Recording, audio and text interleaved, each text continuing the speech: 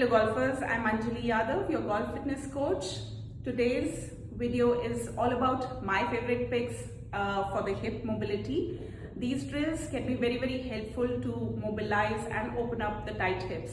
You can use these exercises in the warm-up as well as for cool down stretches and see the results for yourself. Thank you. So the first one in this sequence is the hip flexor stretch in the lunge position. For that, I would like you to sit in the lunge position. If you're not comfortable, you can kneel down first and then get into the lunge, right? Before we start the stretch, tuck the pelvis in and now make sure your rear foot is relaxed and push the knee forward, push the hip forward. Along with that, take your arms up. This really opens up the flexor as well as the quadricep muscle. And you can do a few reps, especially if you're doing it for the warm-up. And if you're doing for the cool down, you can hold this stretch for say 30 to 45 seconds. So the next in this series is the 90-90 stretch, to which I like to add hip extensions as well, because the idea is to rotate and to extend the hip, right? For that, you can sit in this position and drop the knees. From here, you can come up on the knees, make sure you're completely extended on the hip and tuck the pelvis in here again. Push it back, switch sides and come up again with the hip extension. Next one in the sequence is my personal favorite, which is hip cars, controlled articular rotations.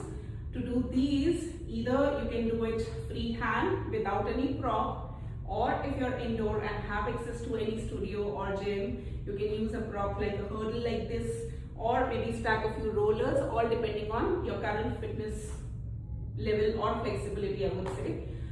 For this one, we will start with the outward hip rotation and we will take it around this hurdle. This gives a good range of motion. I prefer using a hurdle only because of the range of motion it gives me. And this is internal rotation. It can be challenging, but yes, there's no harm in trying and you need to decide for yourself what would be a good prop.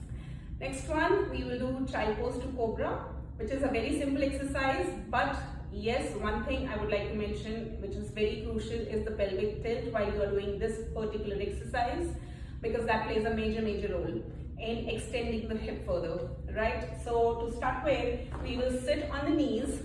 Keep your knees shoulder width apart. Make sure your toes are joined together. From here, long arms to the front. As you reach forward, now we will come up into the Cobra, and as you move forward, tuck the pelvis in.